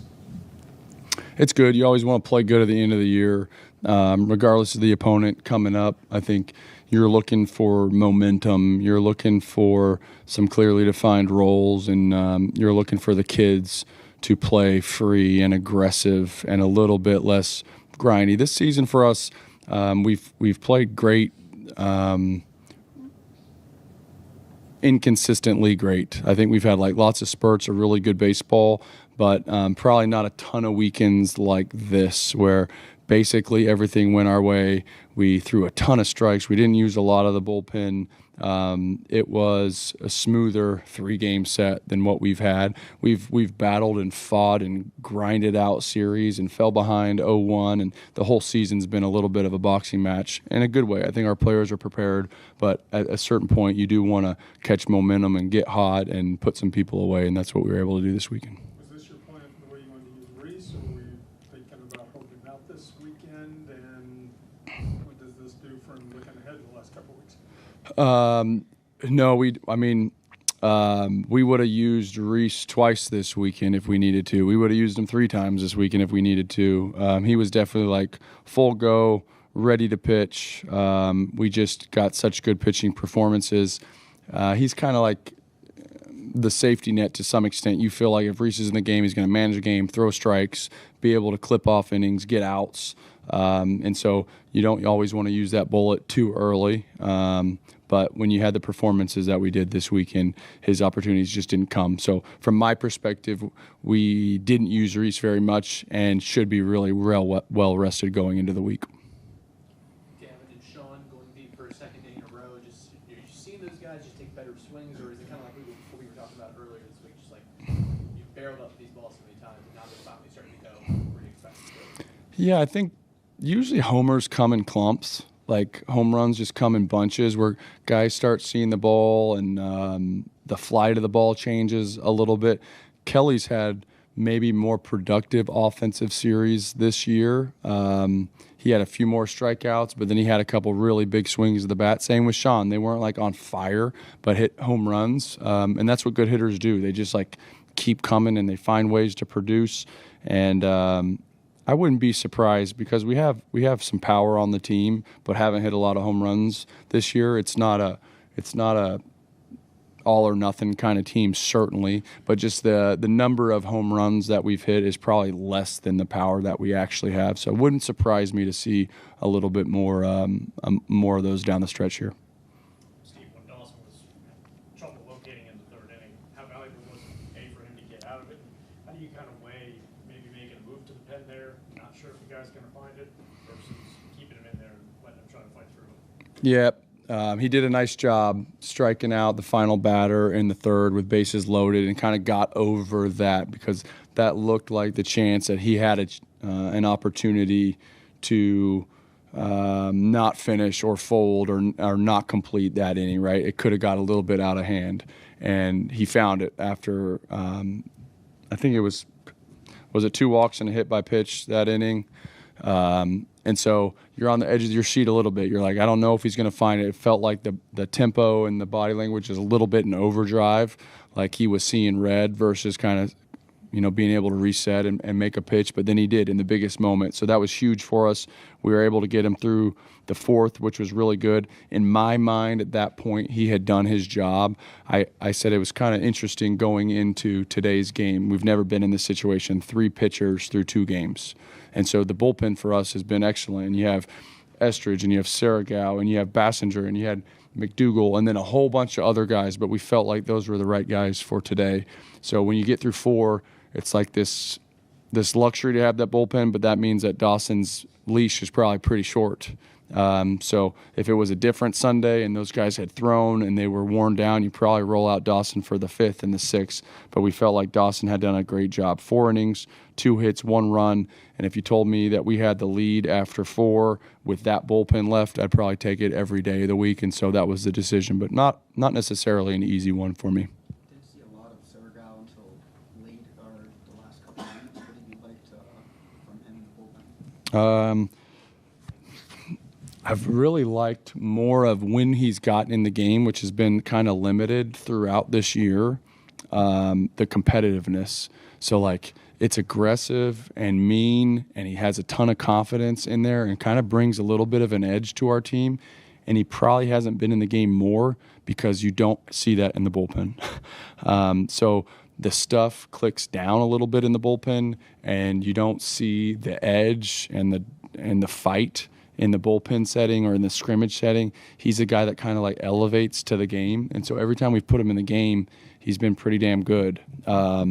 So we've kind of figured that out being a new player. And we're like, I think this guy can have a pretty good role and like isn't getting hit and likes the moment. And his job today was to get 3 outs. He got 2 outs. So he was a little bit frustrated.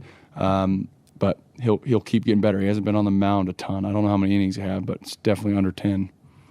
Don't mean this as a second guess. It's just a difference in the 2 ways you were talking about those 2 pitchers. Saragow, do you think about leaving him there once more, see if he can work out with an eye toward that look ahead? Or is it, hey, you've done good, we've got that base, let's go from here and then see what happens next week? Yeah.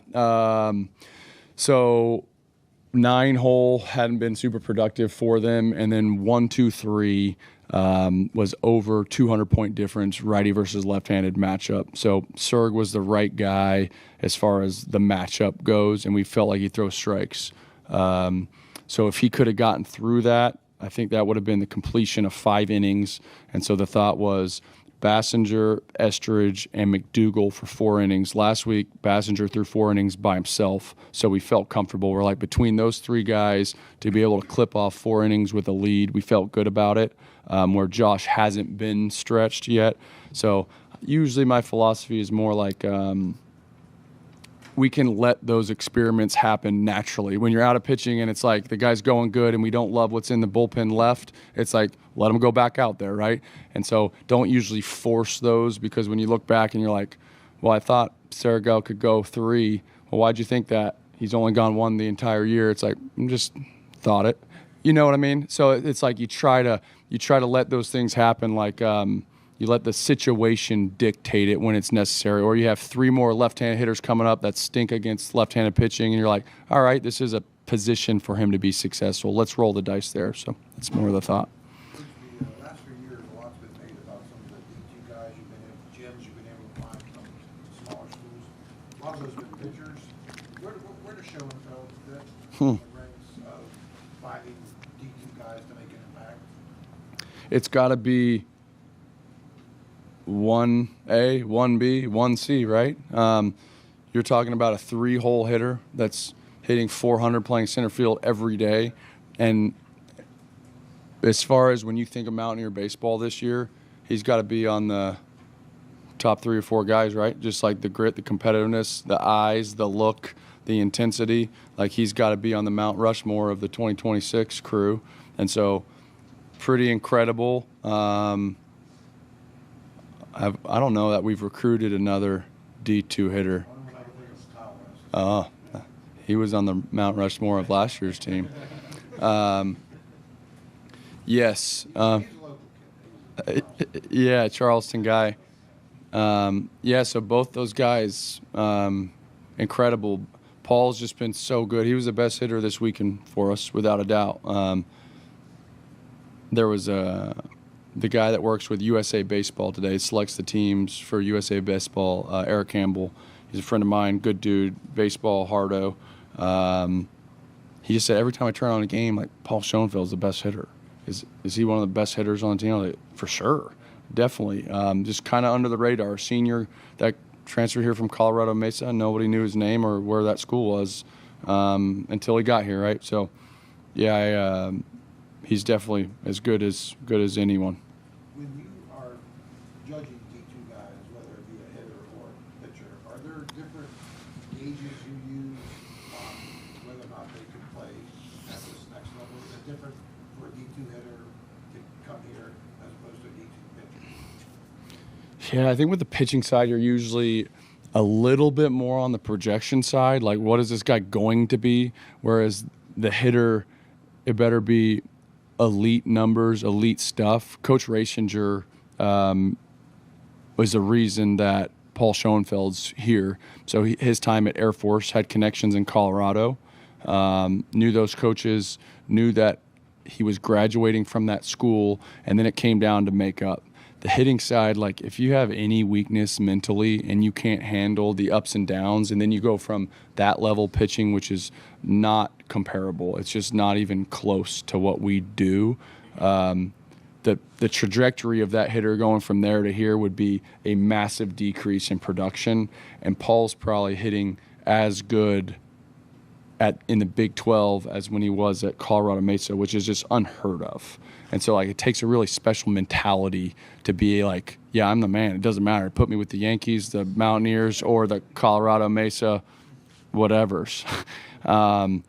So, like, for him to have that confidence and belief, and then to step in here and be like, I want to be center fielder and 3-hole and in the middle, and I'll be the guy driving in the runs, it's kind of freakish, honestly. Kind of on that same topic, you say for pitchers, it's more you're trying to project what they can do at this level. So for a hitter like Paul or some of these other guys being able to bring in smaller schools, how quickly after you turn on the tape or talk to maybe their coach or someone who knows them, how quickly does it turn into maybe this guy who this is a guy we can go after? Is it quick for a guy like Paul? Yeah, pretty quick. Like, I would say most of these guys, the evaluation period isn't more than 5 days. Sometimes there's like a pitcher. Saragao was a good example. So he didn't pitch last year at Hawaii. There's like 1 inning, and we liked what it looked like, but there's just no track record. So then he goes to the summer, and we're basically following every start they're making, and you're watching what they're doing, and then you're getting references and makeup checks on Saragao and that kind of stuff, so that can stretch out. But Paul, it's basically like you go watch every at-bat possible, you watch every pitch, and all those games are on video. So however long it takes to, like, literally watch 250 at-bats and a summer league at-bats without your mind going numb, because you're doing that with 100 players all the time, right? And so sometimes you're just like, that's another 5'8" lefty that's like hitting the ball opposite field line drive against a dude at Division II throwing 78 miles an hour, right? So you have to like lock in on what you're looking for and what that looks like. So I think a lot of it, it's like, okay, success. Coach says it's the hardest worker, best player that he's ever coached with the elite mentality, and you're like, all right, I better like wake up. I better like really dial in. So then you start watching approaches and, oh, there's a dude in the World Series throwing 92. He was able to stay on that velocity. He was able to lay off the left-handed slider in the dirt or whatever it was. You're looking for like little nuggets or tidbits that would lead you to believe he could have success here. All right, Steve Saban's following the Mountaineers sweep today. We've got a couple players coming up, Ty Hall, Paul Schoenfeld. We'll hear them in the next segment and then close it out with some Scotty Fox. Back in a moment. We are there for you, to care for you at the health plan. We are here for you. For over 4 decades, we've been rooted deep inside West Virginia. Through thick and thin, supporting local families and businesses. Proudly serving your neighborhood since 1979. Your trusted partner in the community. The health plan, we are here for you. If you have a child who's a junior in high school in West Virginia or know someone that does, please listen up. Here's your opportunity to win a full scholarship from West Virginia Wesleyan College that includes room, board, tuition, and fees. The 19th Annual West Virginia Scholar Program is presented by ZMM Architects and Engineers and the West Virginia Farm Bureau. The deadline is May 3rd. For details, go to wvmetronews.com to apply. That's wvmetronews.com. Remember, application deadline is May 3rd. Live from the Health Plan Studios, the CityNet statewide Sportsline returns in 2 minutes on MetroNews, the voice of West Virginia. If it matters in West Virginia, it's being talked about here. It is with great pleasure that I welcome you to today's graduation ceremony. You got to find a new plan. Oh, you did not. Oh, I did. Told you it's a little grumpy today. Oh, man, you got some zingers today, Dave. I love it. Join Dave Wilson and TJ Meadows Monday through Friday for Talkline. Available on mobile, Roku, Fire TV, smart TVs, and online at wvmetronewstv.com. In 1914, the same year the first commercial flight soared and the Panama Canal opened, Greer Industries was born. Herbert and Agnes Greer began in Morgantown, West Virginia, striking the first pick into the limestone formation that would become the backbone of one of the state's great industrial legacies. From the roads we drive on, the buildings we build, and the communities we serve, Greer Industries has been delivering quality for decades. At Greer Industries, we've been improving lives for more than a century.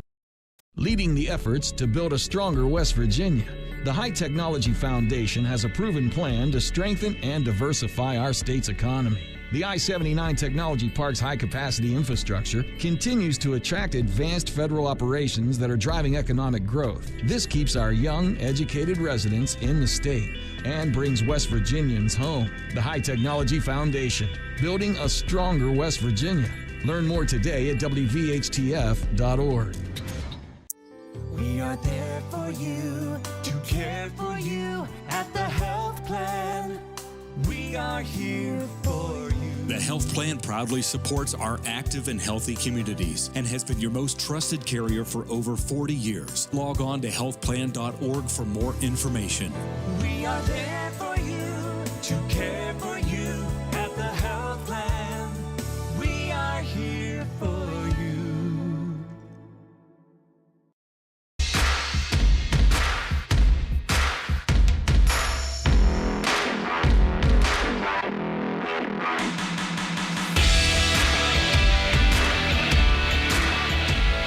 All right, let's hear from a couple of the Mountaineers that had good weekends. Ty Hall and Paul Schoenfeld, who you hear first here, and he was asked if he plays with a little chip on his shoulder. I mean, yeah. I've played with a chip on my shoulder my whole life. I've never been a big guy, never been a standout guy, and just continuing to just be myself out there, just be the best version of myself every single day, and just get what's mine. I can control what I can control, and just, it's, when I was younger, everybody overlooked me, but now it's just be myself. That's all I got to do.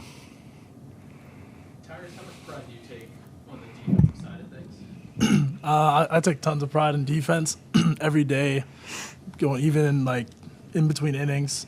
I take tons of pride in that since that's my strong suit, and it's probably my best strength. So anything I can do to help the team, I take a lot of pride in. Have you always been really strong defensively? Where does that come from? Yeah, even though my dad was a pitcher, he always took that pretty seriously. So when I was a little kid, I'd always be doing drills and stuff like that. So it's always been definitely been a big part of my game.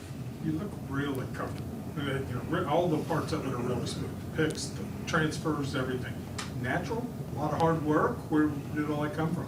I would say probably a combination, because at first I would say I had the ability, but wasn't consistent and stuff. So I spent plenty of time working with my coaches back home, working with Jim Bro, working with the coaches here, cleaning that up. So, what's the one thing that's the most important about making a routine play or a clean play at third base?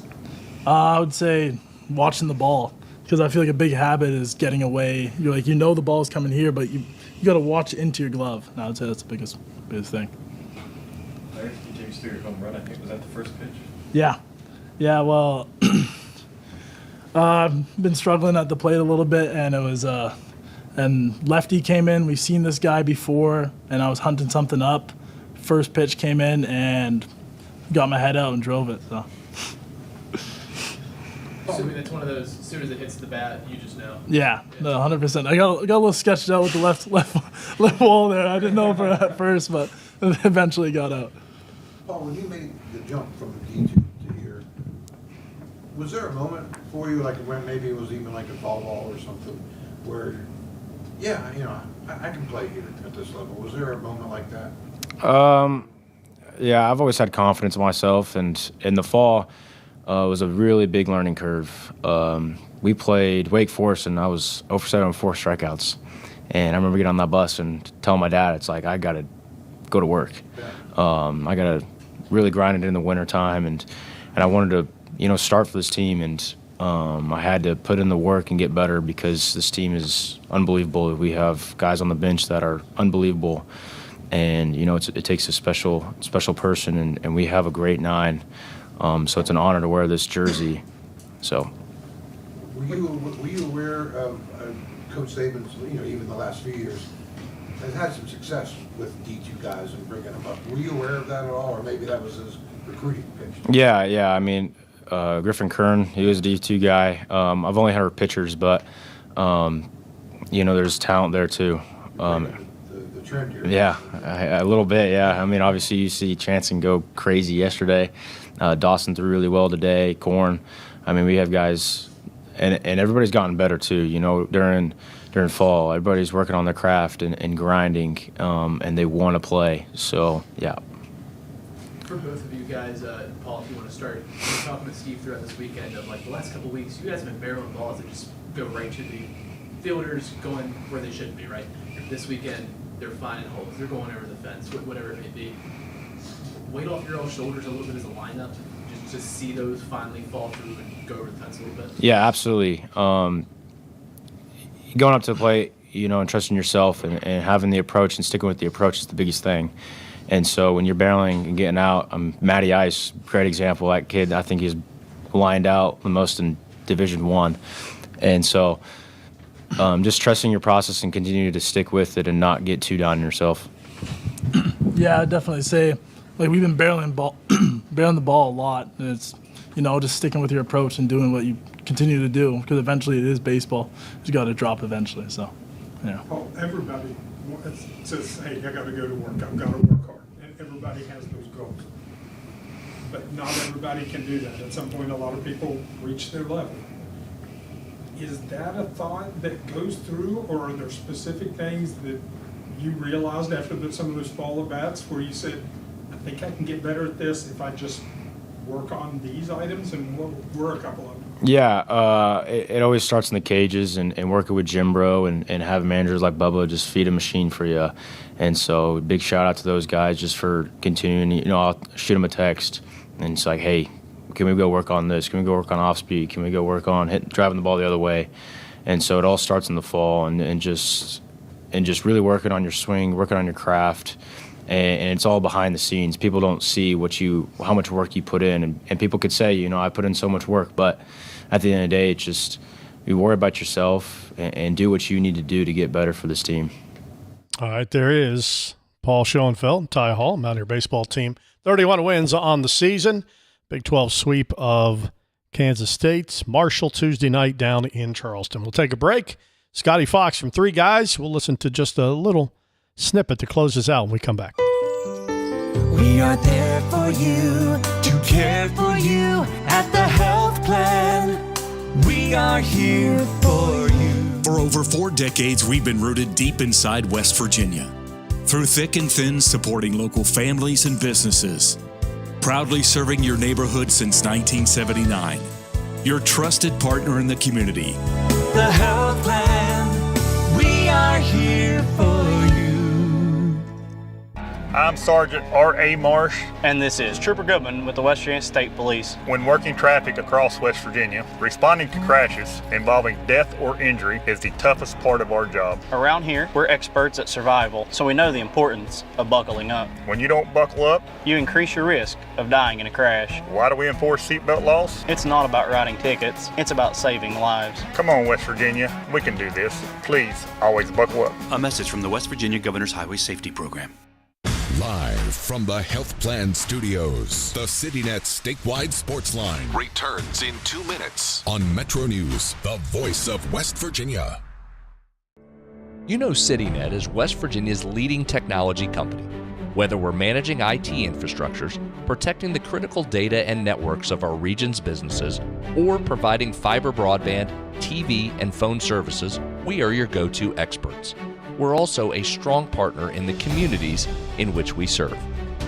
CityNet, your trusted technology partner. Learn more about us, visit citynet.net. Sunshine, open roads, and a new Toyota from Dan Cava Toyota World. Lease an all-new Camry for as low as $398 a month. All new Tundras now up to $8,000 off. All new Tacomas now up to $4,500 off or lease as low as $399 a month. $7,500 off the new BZ or 0% financing for 72 months. We've got a Toyota for you at Dan Cava Toyota World in Fairmont. Shop the world. We're Panhandle Cleaning and Restoration, and we're gonna save you. We've got it down to a science, an absolute state of art. We do it all, restoration, cleaning, and reconstruction. When disaster strikes, just pick up the phone. We're Panhandle Cleaning and Restoration, and we're gonna save you. When you hired me, you were 29. You seemed like you were 50 when you were 29. You were running that thing like a 50-year-old man. All right, we got to go get some tape. Come on, get out of there. I think I've sort of always been 50, and I think I'm 50 now. Yeah, me too. That's a great point. Join Tony Carini, Brad Howe, and Hoppy Kercheval for Three Guys Before the Game. Metro News Television. Available on mobile, Roku, Fire TV, smart TVs, and online at wvmetronewstv.com.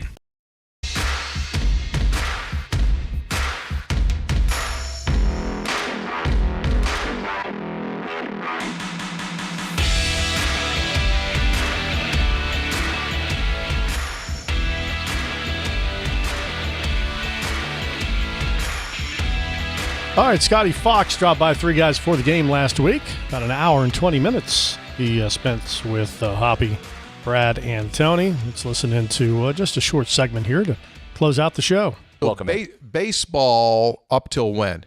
Probably about my freshman year of high school. I was doing the optional type of, go in there kind of off season. I don't even know what the off season is for baseball anymore, but it was like the off season type of. No sport has any off season. There is no off season. No, yeah. But None. It was the off season type of optional thing. I was there, and I just came off of. Okay, so this was after my freshman season of high school football. So this was probably like in areas of like December to March, that type of thing. Gotcha. So I was in there, and it was just like, I had this feeling, and I even told my dad on the way back. I was just like, I don't know if I want to do something. I was like, I feel like I want to kind of just stick with football.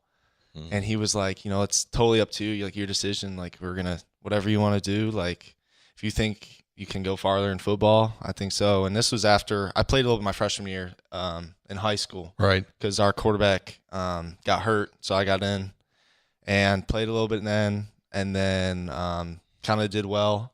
And then I kind of realized like the off season I was like training for football, and then it was baseball. I'm throwing, and it's like, oh yeah, your arm. So it's it was a lot back and forth, and that was one of the main reasons too. Was like the arm kind of. Yeah, you might need that. Yeah, I mean it's two different it's two different throws, but yeah, we decided to stick with that. Did you ever get jugs gun on your fastball? What were you throwing? Do you have any idea? Oh man, I remember I did have a lot of arm pain, but I remember freshman like tryouts or something. It was like 85, 86 or something. For freshman, for a 15-year-old. That's good.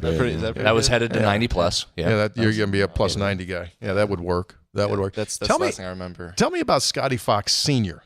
Senior, oh man, that's my guy. Okay, that's my best friend right there. Yeah, so obviously, athletically, what was his background? So he was a baseball guy.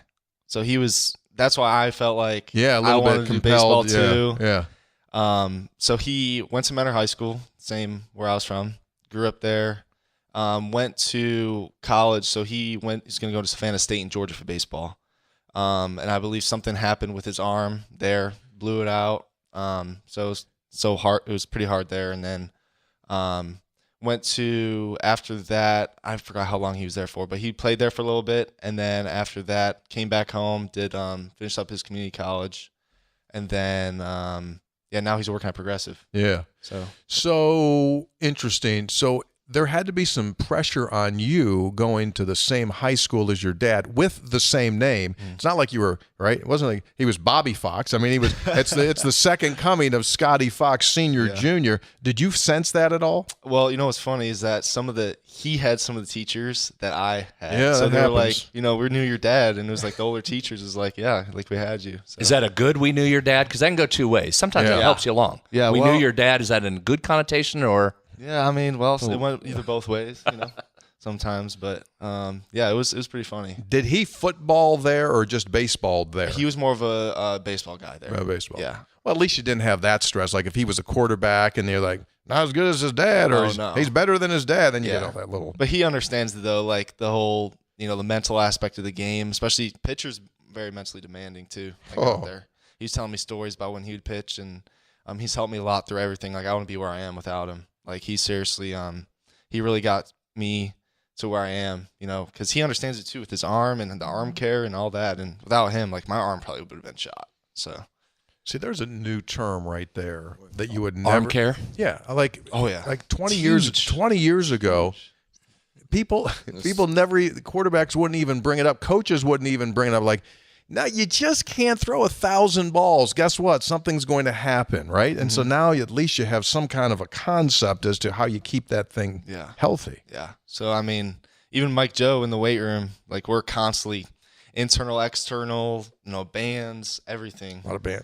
Yeah. They love this one. They love this with the band. That one with the band? They love that one with the band. What was it about football that you knew, like, this is my path? What specifically drew you to that?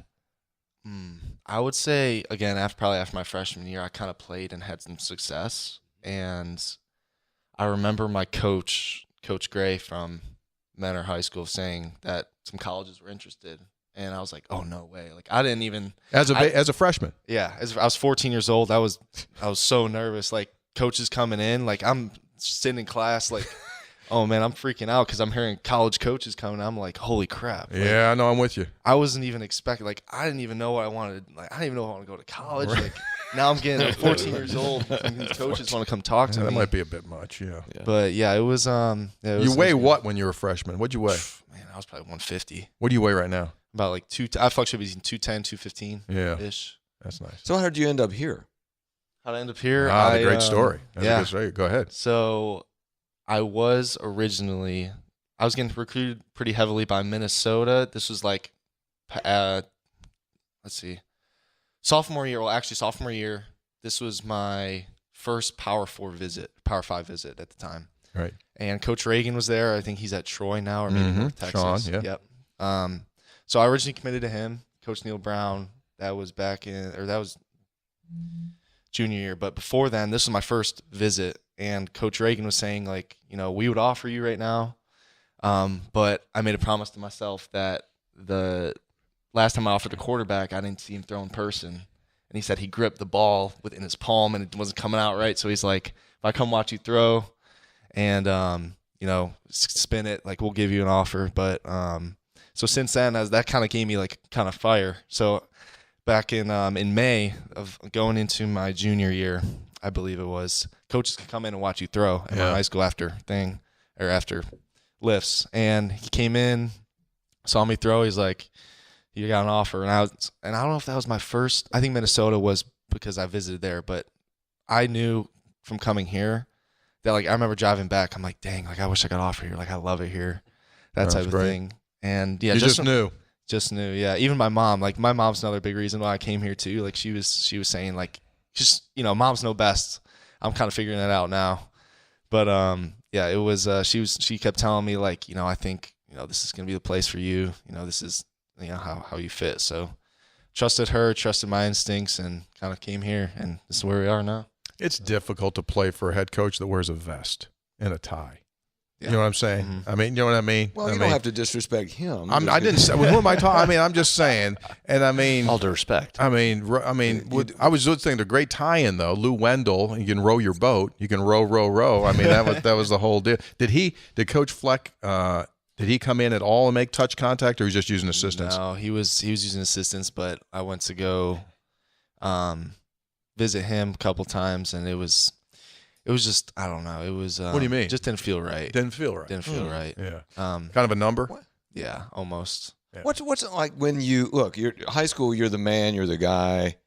And then what's it like when you get here and you go in the quarterback room? There's like 12 people. I mean, what's that like? Yeah, I mean, it's for sure kind of a different change, but my mindset through it all was just be the best person and player I can be, and kind of just control what I can, and just let things kind of happen, and just let my work ethic kind of take over, kind of just do what I've always done, and just kind of do everything to the best of my ability. But that's a good headspace for you, but you don't look around and say, well, I think that guy's better than me, or I'm better than that guy. I mean, are you keeping score like you're not really? Around? I mean, because I feel like if I do that, then it's like I'm kind of not worried about myself getting better. Okay. I would say I'm kind of you're just taking care of your business. Yes. Like I'm not worried about the other guys in the room that are like their what's the word? Like their process. And I'm worried about my process and getting better as a player in person, and being a good teammate. Okay. And that type of thing. So it's not like, I feel like if I look too much into that stuff, then it's like you're worried about being the best player in person. So you take care of your business, and that takes care of everything. Yes, exactly. Okay. I mean, like what I like to say is that me and my high school coach always he's the one that originally got me to think like this. It's stay where your feet are at, because you're not, if you're thinking too much in the future, in the past, then you're going to be not in the present and just worried about other things. So I like to stay where my feet are at. That's a great philosophy. Great approach. Yeah. But there was so much going on within this program after you said yes, right? Yep. Neil leaves, Rich comes in, you're an early enrollee. I mean, there were a bunch of reasons why you could have went like, timeout, I'm going to reconsider this. Yeah. But you did not. Think back to those days. What was your thinking to say, no, I'm in? So, yeah, I'll never forget. So me and my dad, grandpa, and cousin, this is December, I believe it was, we're hunting on a hunting trip. And you were hunting for what, deer? Yeah, deer hunting. We go in southern Ohio. It's pretty fun. Because Tony's a big hunter. Oh, yeah? Boar. Yeah? Oh, really? I haven't boar hunted. I kill things that want to attack me. That's what I kill. That's pretty awesome. Thank Whether you. they're sleeping or not. Yeah. Thank you. But, yeah, so we're sitting in a hotel room, like hunting, or, it was at nighttime, so we're going to go in the morning. And I'm sitting in my bed, and my phone's across the room, and it's just blowing up out of nowhere, like ring, ding, ding, ding, ding, ding, ding. I'm like, what's going on? I'm like, is that my phone? So I look. Neil Brown fired, Neil Brown gone. Like, what are you going to, blah, blah, blah. And I was freaking out. I ran to my dad's room. I'm like, Dad, what am I going to do? Blah, blah, blah. I was talking with the coaches. They're like, yeah, we know where we're going to end up. So I was kind of stuck. I was just like, okay, well, I guess I love the place here. I love everything. But it's like my coaches. You had already signed at No. that point? Before you had signed? No. Okay. Yes. All right, total party foul, but we're out of time. So if you want to hear how that story ends, it's a great interview because he also goes into, the Pitt game. Obviously had a horrible interception in the Pitt game and how he worked through that. Had a couple interceptions. Also what it's like playing for Rich Rodriguez. And you can listen to it right now, WVMetroNews.com or where you get your podcast. Out of time. Jordan Harrison, by the way, 7 minutes, 2 points, a rebound, an assist in the exhibition game. From the Health Plan Studios, the CityNet statewide Sportsline is an exclusive production of the MetroNews Radio Network. All rights reserved.